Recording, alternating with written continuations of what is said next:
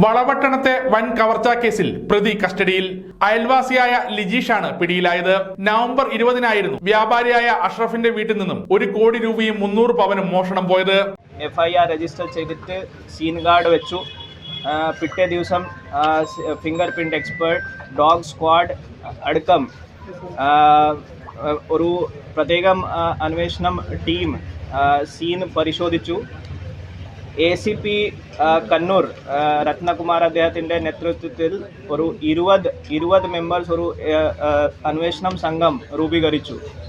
ഈ അന്വേഷണം സംഘമിൻ്റെ ഭാഗമായിട്ട് നമുക്ക് 4 IPSHOമാർ, IPSHO Valapattanam Shri Sumesh, IPSHO Chakrakkal Shri Azad, IPSHO മയിൽ ശ്രീ സഞ്ജയ്, IPSHO കണ്ണൂർ സിറ്റി ശ്രീ സനൽകുമാർ, അതുപോലെ തന്നെ നമ്മുടെ വലപട്ടണം പോലീസ് സ്റ്റേഷനിൻ്റെ SI Shri Vipin, SI Shri Unnikrishnan, SI Shri Rajeevan, Kannur crime squad, Kannur city crime squad, അതുപോലെ തന്നെ കണ്ണൂർ റൂറൽ ജില്ലയുടെ സ്ക്വാഡിൻ്റെ 4 പേർ കൂടി ഈ അന്വേഷണം ടീമിന്റെ ഭാഗമായിട്ട് വളരെ വിശദമായിട്ട് അന്വേഷണം നടത്തി. അഷ്റഫിന്റെ വീടുമായി അടുത്ത ബന്ധമുള്ള ആളായിരിക്കും മോഷണത്തിന് പിന്നിലെന്ന് പോലീസ് നിഗമനത്തിലെത്തിയിരുന്നു.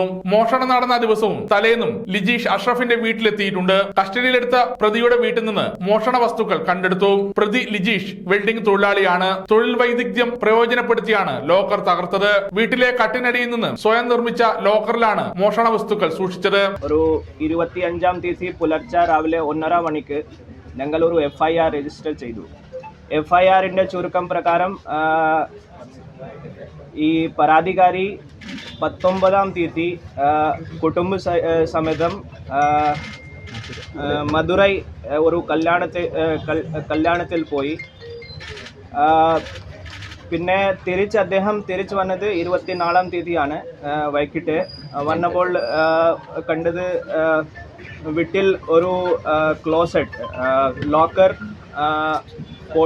പൊട്ടിച്ചിട്ട് അതിൽ വെച്ചിട്ടുള്ള 1 crore 1 കോടി രൂപ, പിന്നെ അദ്ദേഹത്തിൻ്റെ പരാതി പ്രകാരം 300 പൗണ്ട് സ്വർണ്ണാഭരണങ്ങൾ മോഷണം പോയിരുന്നു. വീടിൻ്റെ പുറകിലുള്ള ജനൽ പൊട്ടിച്ചിട്ട് ഈ പ്രതി ഈ FIRന്റെ അക്യൂസേഷൻ പ്രകാരമാണ് മോഷണം നടത്തിയത്. സമഗ്ര ന്യൂസ്, കണ്ണൂർ.